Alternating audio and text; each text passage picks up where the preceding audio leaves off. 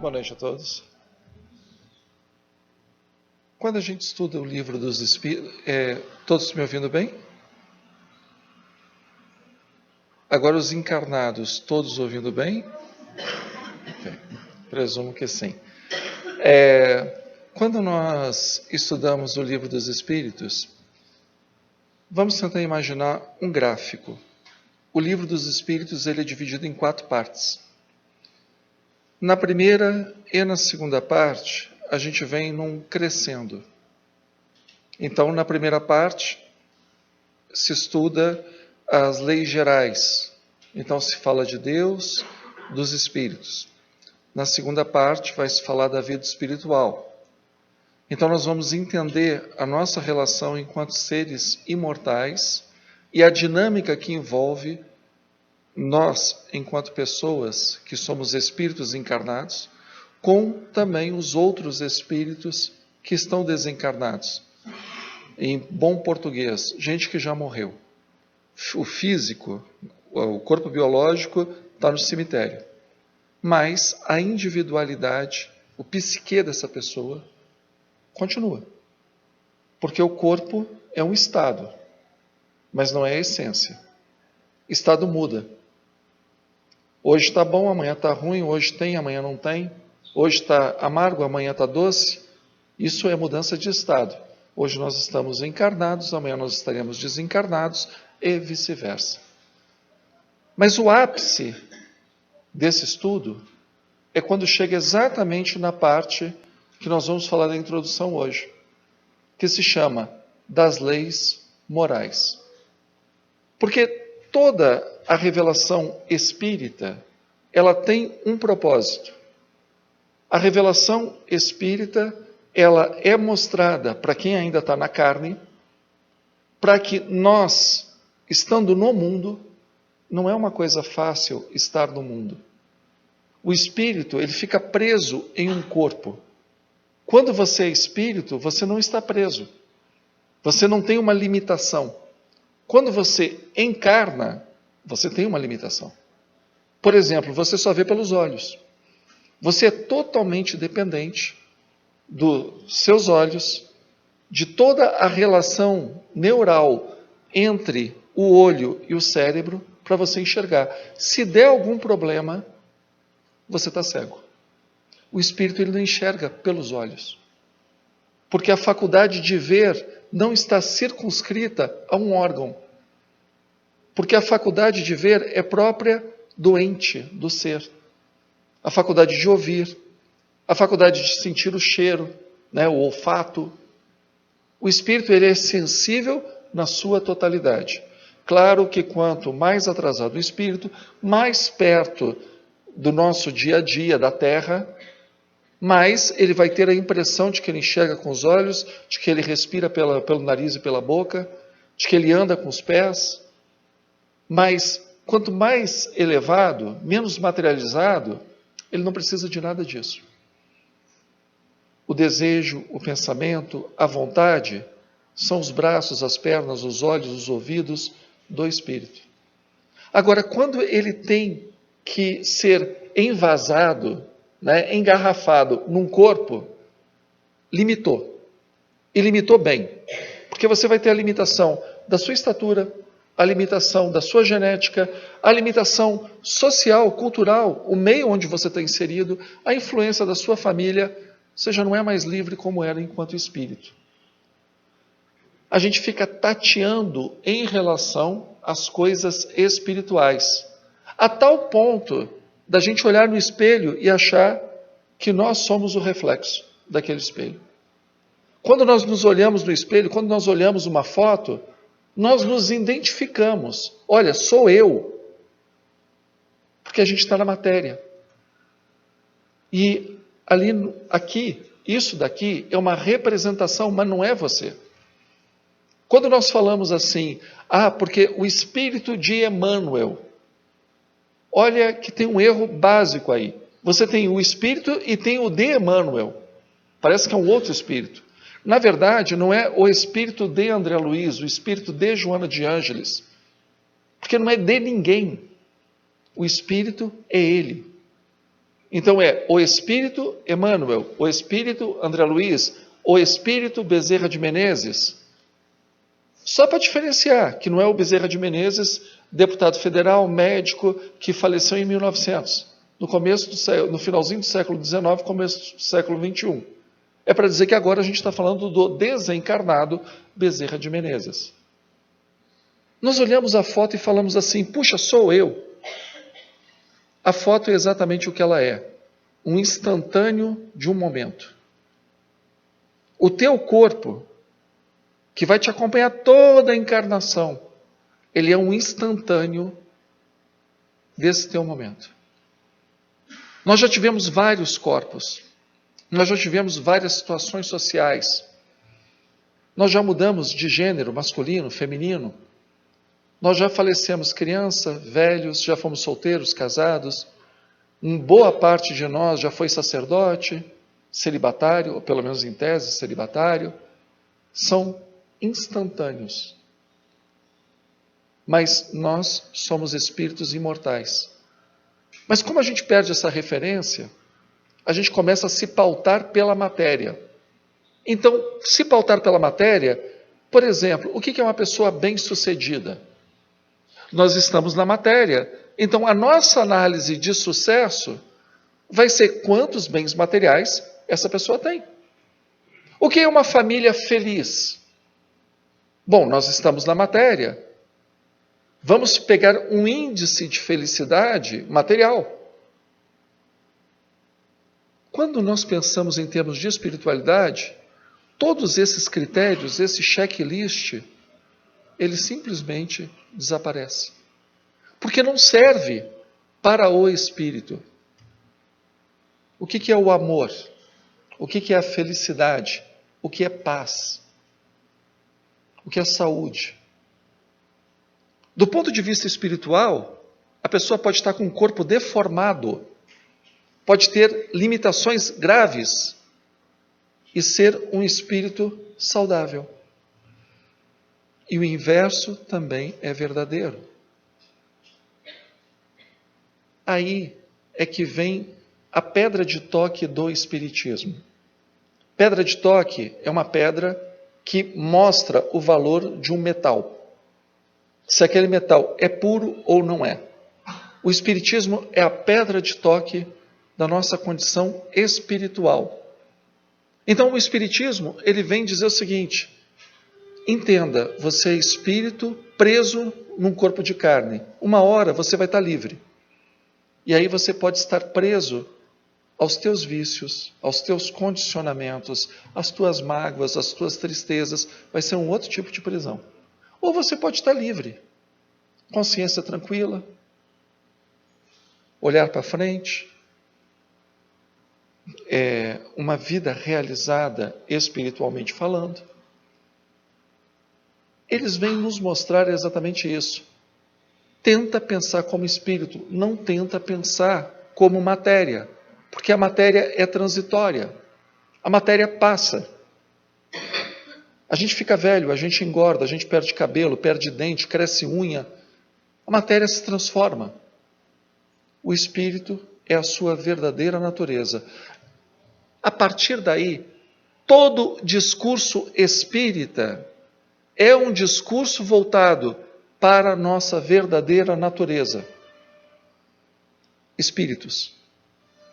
Então, quem procura no Espiritismo um discurso para tornar a matéria mais fácil, mais gostosinha, mais palatável, sabe, nós viemos no mundo para ser feliz.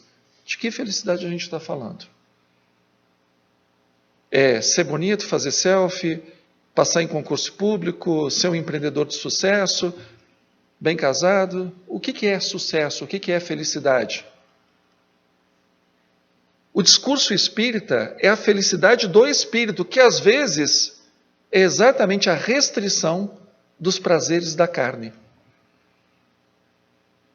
E aí o pessoal pode dizer, isso aí está parecendo o discurso de sacristia.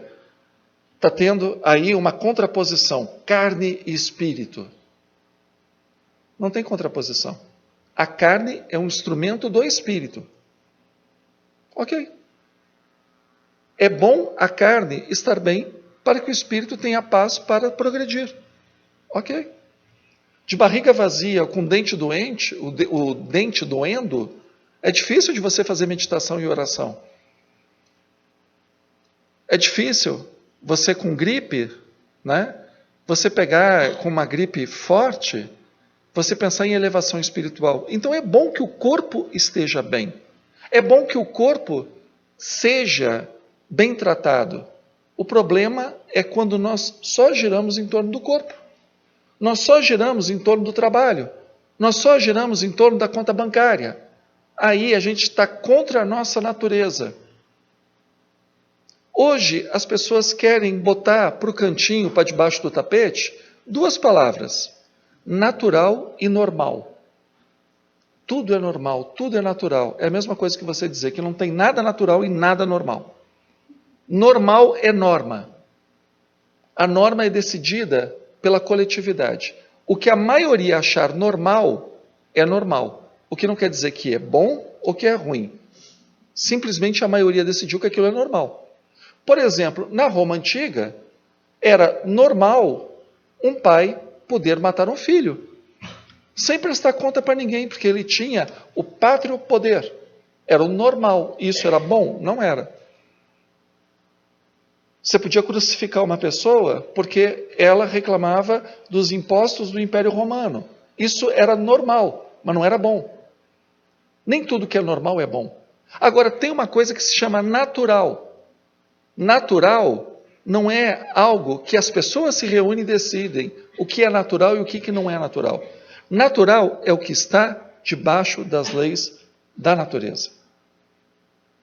E aí vem algo que os ideólogos, os filósofos não gostam. A natureza tem leis. E são leis da vida. E essas leis se impõem. Independente de eu gostar, de eu achar bom, de eu concordar, são leis. São as leis naturais. São as leis que regem tudo e todos. Então eu posso defender uma ideia dizendo que eu não concordo com a lei da natureza. Ok. Mas a realidade se impõe. Eu posso chamar um microfone de poste. Não vai ter problema nenhum. Mas o poste vai continuar com a função dele, o microfone vai continuar com a função dele, porque tem a sua natureza. Quando nós falamos dessa linha crescente entre o estudo do Livro dos Espíritos, nós chegamos exatamente nesse ponto que os Espíritos dizem: prestem atenção na natureza de vocês. Vocês são espíritos. Então prestem atenção por quais os caminhos que vocês querem andar. Quais são os conselhos que vocês vão ouvir?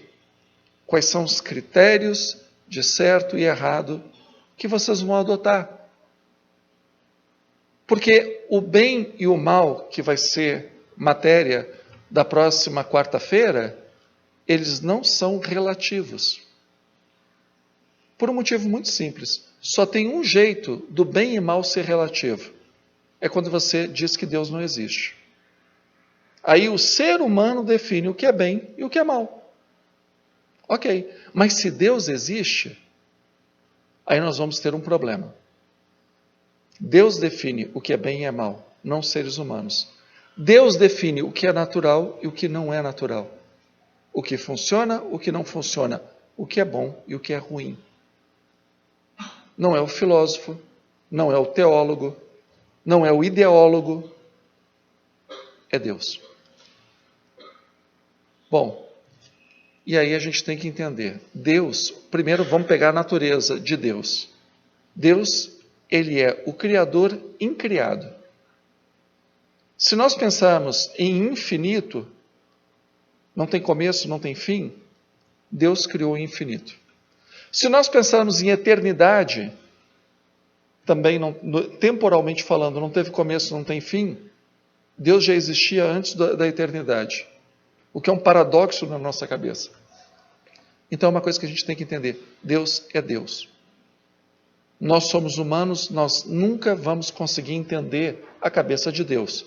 Porque se nós entendermos a cabeça de Deus, ou ele não é Deus ou a gente não é humano. Um dos dois vai estar errado. A nossa própria natureza humana, nós descobrimos a cada encarnação um pouco mais sobre Deus. Mas o todo o pouco mais que nós descobrimos, por milhares que sejam as nossas reencarnações, ainda é pouco perto da grandeza de Deus. Mas uma coisa nós sabemos: nós podemos avaliar o Criador pela criatura, nós podemos avaliar o Criador pela criação. É só olhar para o universo, desde o micro ao macro, e a gente vai ver que Deus é perfeito. Porque tudo que ele cria tem uma mecânica perfeita. Até aquilo que dá errado, num contexto global, no conjunto, o errado faz parte do conjunto certo. E aí a gente fica naquela: como é que funciona? Ele é Deus. Então, Deus cria o universo. O universo, para existir, ele não pode ser o caos. Ele tem que ter uma ordem. Aquilo que os gregos chamavam de logos, inteligência, razão, ordem. É o inverso do caos, onde todos os elementos brigam, cada um com todos os outros. Bom, Deus criou o universo. O universo funciona perfeitamente. Logo, Deus é perfeito. E o universo funciona por leis perfeitas. Se o universo funciona por leis perfeitas, e Deus é perfeito, tudo que se aproxima dessas leis é bom. Porque Deus é perfeito, inclusive na sua bondade. Tudo que se afasta das leis de Deus vai dar problema. É ruim, é mau, é nefasto. Por quê? Imaginem no trânsito. O mal é você andar na contramão daquilo que está determinado como fluxo natural de uma via. A lei de Deus diz, é de leste para oeste. E o sujeito resolve ir no sentido contrário. Normalmente o que acontece? Se estrepa. Gera um acidente. Porque ele foi contrário a uma lei. O que nos torna felizes, não enquanto homens, mulheres, advogados, médicos, contadores, donas de casa, bonitos, feios, jovens, velhos, saudáveis, doentes, não é nada disso. O que nos torna felizes é nós, enquanto espíritos, nos aproximarmos das leis de Deus. Por isso que o ser humano ruma à perfeição. Ele é perfectível. Ele é um ser em processo contínuo de melhoria. Porque ele aprende por tentativa e erro. Logo, a cada tentativa e erro, nós somos seres inteligentes. Nós evitamos aquilo que deu errado e tentamos aquilo que nós não conhecemos ou aquilo que nós já sabemos que funciona. Isso funciona para o indivíduo e isso funciona para a civilização, para a humanidade como um todo. A humanidade como nós, às vezes dá 2 passos para frente, 1,5 para trás, mas está sempre avançando. Entender essa lógica, essa dinâmica, é entender que, apesar da nossa fragilidade, apesar de nós sermos seres tão problemáticos, porque somos. A gente se atropela, a gente tropeça nos próprios pés. A gente sabe o que é certo e insiste em fazer o errado. A gente sabe o que dá certo, mas, via de regra, repete coisas que nos levam ao fracasso. A garantia que nós temos é que tem leis. Leis divinas. E é muito curioso quando as pessoas falam assim, mas Deus é amor. E parece que nesse momento Deus joga um tapete sobre todos os nossos erros do passado e está tudo perdoado. Mas Deus é justiça. Não haveria amor se não houvesse justiça. Porque alguém sairia prejudicado. Quem ama, cuida. Quem ama, toma conta. O amor de Deus não está em não cobrar pela nossa irresponsabilidade. O amor de Deus está em cobrar quando nós temos condições de pagar o nosso débito. Porque se nós causamos desequilíbrio, nós geramos para nós uma responsabilidade de arrumar a bagunça que nós fizemos. E aí o Espiritismo vem com a pedra de toque chamado reencarnação.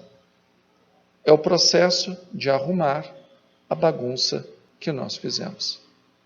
E aí aquela máxima popular que diz assim, o que aqui se faz, aqui se paga, é de uma verdade transcendental muito maior do que as pessoas imaginam. Se você bagunçou aqui na Terra, você não vai resgatar em Marte, Plutão, Saturno, né, lá em Alcione, não. Você vai resgatar aqui, porque a bagunça foi feita aqui. Aqui se faz, aqui se paga. As leis de Deus para a alma são as chamadas leis morais. Elas são tão fundamentais quanto são as leis da matemática, as leis da astronomia, as leis da genética, as leis das reações químicas. Funciona tão forte e tão exato na nossa vida como funciona na matéria. Por isso que são essas leis o ápice do livro dos Espíritos. Porque é seguindo essas leis que nós evoluímos. Evitando de errar nessas leis, é que nós não nos embananamos na nossa reencarnação. Porque nós começamos a olhar para essa encarnação com os olhos do Espírito e não com a ilusão da matéria. Porque nós, sendo espíritos, se nós acharmos que nós somos matéria, nós estamos iludidos. Mas a gente poderia falar disso em teoria.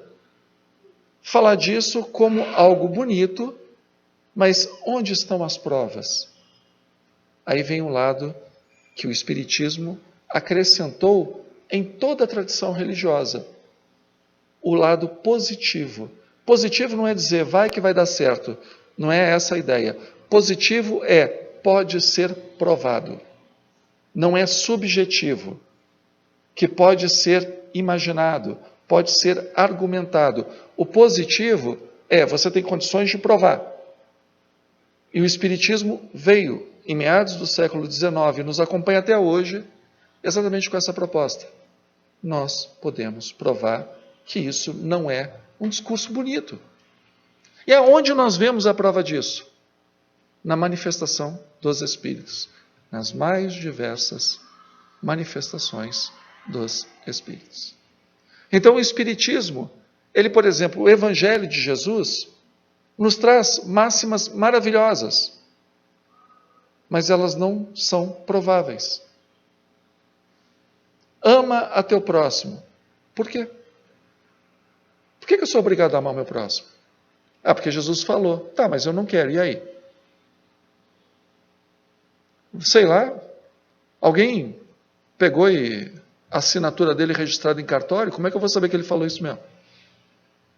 Os evangelhos foram escritos uma geração, começaram a ser escritos uma geração depois da morte de Jesus. Como é que eu vou ter certeza disso? Aí vem o Espiritismo e diz, olha, nós vamos te mostrar a manifestação dos Espíritos que amaram e a manifestação dos Espíritos que odiaram. E aí você vai entender que amar o próximo é um bom negócio. Não perdoar, ter raiva, vingança, é um mau negócio. O Espiritismo dá esse aspecto positivo para as coisas. Então o Espiritismo, ele vem com a proposta da transformação moral da humanidade. O que é moral? É aquilo que se aproxima das leis de Deus. é o certo. O que é imoral é o que se afasta das leis de Deus. O amoral é o que ignora as leis de Deus. O Espiritismo ele vem mostrar os efeitos práticos de todas essas vertentes. Amoralidade, imoralidade e moralidade. Mas do ponto de vista do ser doente, do ponto de vista do espírito imortal. E aí, quando nós começamos a estudar esse comecinho da terceira parte do Livro dos Espíritos, Kardec, que tem exatamente essa função de inquiridor dos espíritos, de questionar os espíritos a respeito dessas revelações, ele pergunta o seguinte: tá, tudo bem. E onde é que estão essas leis? Elas estão na consciência. E consciência não é o superego da psicanálise, que é uma junção daquilo que teus pais colocaram em você como certo e errado. Consciência é um papo teu com Deus. Ainda que a sociedade aplauda, ainda que teus pais te incentivem, algo dentro de você diz que você está agindo errado. Algo dentro de você condena o teu sentimento, o teu pensamento, as tuas atitudes. O nome disso é consciência. É aquele tete a tete na hora do travesseiro, que muitas vezes não tem testemunha nenhuma. É você e o seu travesseiro. E ali naquela hora aparecem os dramas que o mundo não conhece. Porque nós ocultamos isso do mundo. Os atos feios a gente não mostra, a gente oculta. Mas na hora que nós conversamos com a nossa consciência, esses atos se tornam visíveis debaixo de um grande holofote. Por isso que a gente pode se enganar, pode enganar os outros, pode enganar, tentar enganar mentor espiritual, obsessor, mas não tem como enganar a consciência. Porque essa intuição que nós temos de que não está certo, não está legal. Alguma coisa eu não fiz bem. Ah, mas todo mundo diz que está legal, mas aqui dentro não está legal. É na consciência. E aí, continuando. Bom, tem as leis de Deus. Mas essas leis, elas sempre foram conhecidas. Deus não ofusca a nossa consciência. Deus não violenta o nosso livre-arbítrio. Nós ficamos sabendo dessas leis na medida que nós vamos amadurecendo enquanto espíritos. Por isso que vêm as revelações. Às vezes por uma pessoa, às vezes por um grupo. No caso do espiritismo, pelos espíritos, que fazem com que a humanidade receba novas doses de informações sobre essas leis. Só que tem um problema. Qualquer livro sagrado, quando você lê, você tem que pensar assim: quem escreveu, quando escreveu, para quem escreveu e por que escreveu. Bom, eu vou estudar o livro de Isaías, lá no Antigo Testamento. Quem escreveu? E acreditem, não foi o Isaías. Tem pelo menos 3 livros de Isaías dentro do livro de Isaías. Bom, quando ele escreveu? Para quem ele escreveu? O que o motivou a escrever? Por que ele escreveu? Toda revelação, ela entra numa cultura. Ela entra num momento do tempo e do espaço. Então, a revelação de Jesus, você tem que sempre pensar, é a revelação feita na Galileia do século I, sob a ocupação romana. Esse fator vai influenciar na forma como as pessoas que escreveram o Evangelho, na forma como os primeiros cristãos entenderam a mensagem de Jesus, por mais espiritualizada que a mensagem de Jesus fosse. Bom, eu vou tentar então estudar o Espiritismo. Vamos estudar o início do Espiritismo. Tudo começa com um senhor pedagogo, Hippolyte Léon Denisard Rivail, que adota o apelido de Allan Kardec, em meados do século XIX, na França. Eu tenho que entender que o Espiritismo ele surge nesse recorte.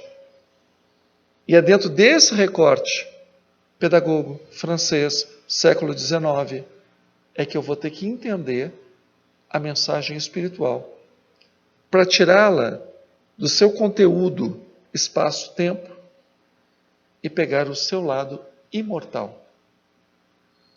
É assim que funciona. Porque senão nós vamos fazer anacronismo. Nós vamos ler no texto o que o autor não escreveu. Porque ele escreveu com os olhos da sua época. A revelação espiritual é uma água limpa que cai em diversos vasilhames.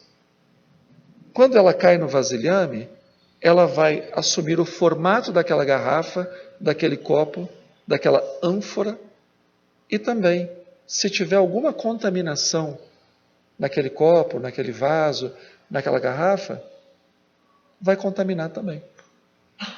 Por isso que por mais iluminado que fosse um profeta, por mais iluminado que fosse um homem de gênio, excepcional, nós nunca podemos esquecer o momento que ele viveu. Qual país, qual idioma que ele falava, quais eram as circunstâncias que ele falou, que ele escreveu, aquilo que ele escreveu. Porque vai tomar exatamente esse formato. Aí algumas pessoas falam assim, Moisés foi muito duro, Maomé foi muito duro, a Igreja Católica Apostólica Romana distorceu o cristianismo. Mas qual o recorte da época, do local, do momento que as pessoas estavam vivendo? Quando a gente pega e, vai espremendo, tirando esse caldo humano, aí nós chegamos na parte espiritual. O bom profeta é aquele que menos contaminou a mensagem divina. Por isso que esses são reverenciados. Porque eles, o lado humano deles, se apagou para que a mensagem divina brilhasse, mesmo em situações dificílimas, como, por exemplo, o auge da Idade Média foi onde brilhou a luz de Francesco Bernardoni, Francisco de Assis. Quanto mais ele se apaga, mais a mensagem espiritual brilha. E aí Kardec pergunta, mas então qual é o caractere do verdadeiro profeta? É o homem de bem. É o homem que as suas palavras estão conjugadas com os seus atos. E os espíritos ainda vão mais longe, porque Deus não utiliza a boca de um mentiroso. Então, vejam, o mentiroso ele está falando por conta própria. Deus não tem nada a ver com o que ele está falando. Esse espaço aqui, ele atrai muita gente que às vezes não está preocupada com a mensagem de Deus. Porque para ocupar esse espaço, você tem que se apagar. E o que tem que brilhar é a mensagem que você vai falar. Não tem glamour nenhum em ter microfone, câmera filmando, público ouvindo. Só tem responsabilidade. Não tem glamour. É um trabalho. É um trabalho sério. É um trabalho de dirigir a mente das pessoas para a revelação espírita, no caso de uma casa espírita. Não tem glamour nisso. Então, quando a pessoa utiliza esse espaço, não para promover a mensagem do Espiritismo, a mensagem de Jesus, a mensagem da sua religião, mas para se autopromover, ele fala por conta e risco. E às vezes o que a gente fica chocado é ver que são exatamente as pessoas que fazem isso que têm o maior número de público fiel, público cativo. Parece às vezes show de mágica. Show de mágica é uma coisa muito curiosa. Você paga para ser enganado. Porque você sabe que a pessoa não está sendo cerrada ao meio e que aquela cartola não tem um coelho. Mas você paga para ver isso. E você sabe que está sendo enganado. E quanto mais o cara te engana, mais a gente aplaude. Religião não é isso. Um pouquinho mais, mensagem espiritual não é isso. Mensagem espiritual é exatamente, às vezes, você falar o que as pessoas não querem ouvir. Vamos pegar um exemplo hipotético? Um centro espírita na Alemanha nazista. Você exatamente falar contra o nazismo. Porque o nazismo vai para um lado, as leis de Deus vão para outro. Rússia stalinista, leninista. Você chega e fala contra. Porque o materialismo do historicismo crítico vai para um lado e a mensagem espiritual vai para outro. Isso é ser profeta. E às vezes isso leva à crucificação. Paredão de fuzilamento, assassinato de reputação. E aí vem a pergunta 625 do Livro dos Espíritos. Qual o exemplo mais perfeito dado por Deus ao homem? E a resposta dos Espíritos, eu acho que é a mais simples que tem em todo o Livro dos Espíritos. Muitas traduções põem simplesmente Jesus. Mas quando a gente vai no original em francês, a tradução é vede Jesus.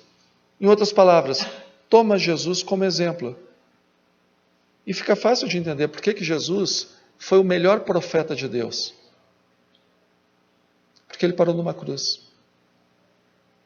Ele não falou para agradar as pessoas. Por isso ele foi crucificado. Se ele falasse para agradar as pessoas, teria morrido de velhice. Mas não. Ele entrou em rota de colisão com quem estava explorando o povo, que eram os saduceus, os fariseus e os escribas. Ainda de quebra, incomodou o Império Romano e Herodes Antipas. Porque o compromisso de Jesus era com o reino de Deus. Entrou em rota de colisão. Resultado, cruz. Mas, se não fosse por isso, nós não teríamos hoje aqui essa reunião. Não teríamos nem assunto para falar. A gente só está aqui hoje porque ele foi até o final das últimas consequências de não se promover, mas promover a mensagem de Deus. Tomado pelo Espírito Divino. Essa é a característica do verdadeiro profeta. Bom, se Jesus trouxe essa verdadeira revelação, ok, então por que nós precisamos de Espiritismo? A pergunta faz sentido. Ué, já não está tudo lá na Bíblia, não está tudo no Evangelho? Por que a gente precisa de Espiritismo? E aí os Espíritos respondem, porque vocês ignoram ou porque vocês esquecem. E não foi isso que aconteceu? Não é isso que vem acontecendo? A gente não está ignorando as leis de Deus nas nossas casas, nas nossas comunidades. A gente não está abrindo mão da nossa cultura judaico-cristã, que nós herdamos de Jesus, porque sem Jesus não teria chegado essa cultura para nós, por conta de um individualismo, que é primeiro eu, segundo eu, terceiro eu, e se sobrar tempo, eu de novo. Para que a gente tenha prazer da matéria. Não é bem-estar da matéria, prazer da matéria. Eu giro em torno do que me dá prazer. Eu sou viciado na minha comodidade. E esse caminho, normalmente a gente já conhece. É aquele caminho que nos traz sofrimento. Porque quando nós largarmos a matéria, o famoso desencarne, o que vai acontecer? Nós levaremos para o mundo espiritual uma coceira que a gente não alcança. Uma coceira que nós não temos como coçar. O apego à bebida, o apego ao sexo, o apego à família. Amar a família é uma coisa, apegar-se é outra. A gente prejudica os filhos, porque se apega e não deixa eles seguirem o próprio rumo. o apego ao bem-estar, o apego ao corpo. Só que a gente está morto, tudo isso ficou. Agora nós somos espíritos. Temos uma coceira que nós não conseguimos coçar. E a partir daí, todas as filosofias, teologias, ideologias se evaporam. Porque fica a realidade. E a realidade é uma só. As leis de Deus. Por isso que, se a pessoa não tem tempo para conhecer nada de espiritismo, não tem paciência para ler o livro dos médiuns, se ela pelo menos pegar essa partezinha, que é a terceira parte, que se chama das leis morais, ela vai encontrar um roteiro para ela, que dá sustentação para tudo que ela aprendeu no Evangelho. Para entender, né, o ama teu próximo, não faz aos outros o que você não gostaria que te fizessem, e faz aos outros aquilo que você gostaria que os outros te fizessem. Que o egoísmo é a maior chaga da sociedade, porque todos os crimes têm a sua origem no egoísmo. A partir dessa semana nós começamos uma jornada. A cada quarta-feira nós vamos ver uma parte dessas leis morais. A cada quarta-feira nós seremos convidados a nos sentirmos incomodados conosco. Porque se nós viermos aqui para nos sentirmos acomodados, o corrupto continua corrupto, o adúltero continua adúltero, o criminoso continua criminoso e não se evolui. Reconhece-se o verdadeiro espírita por sua transformação moral e pelos esforços que ele faz para domar as suas más inclinações. E se o espírita não faz nada disso? Ele continua sendo espírita, mas não é verdadeiro. É um espírita paraguaio, no sentido da Feira do Paraguai. Os nossos amigos do Paraguai que entendam que aqui no Brasil existe um adjetivo que não quer dizer bem o país deles. Mas, em outras palavras, é um espírita falsificado.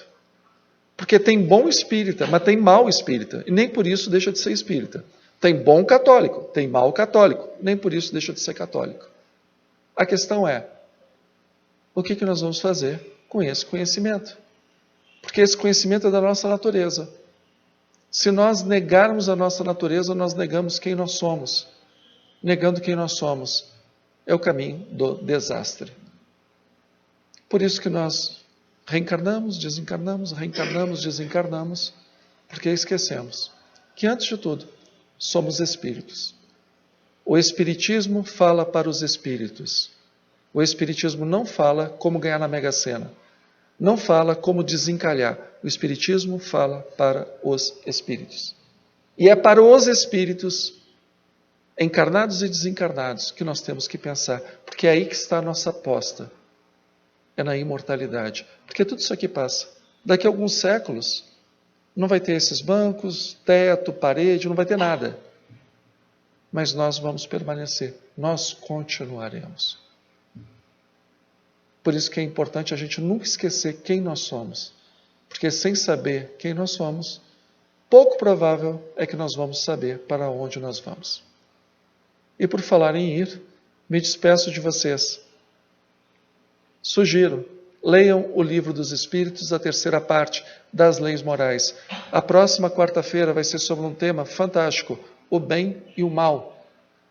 Para a gente entender, sim, tem bem, sim, tem mal. Tem gente que é malvada mesmo. Não é um irmãozinho atrapalhado, é malvado. Porque, com gosto, vai contra as leis de Deus para infligir sofrimento ao seu semelhante. E nós temos que pensar qual o nosso papel.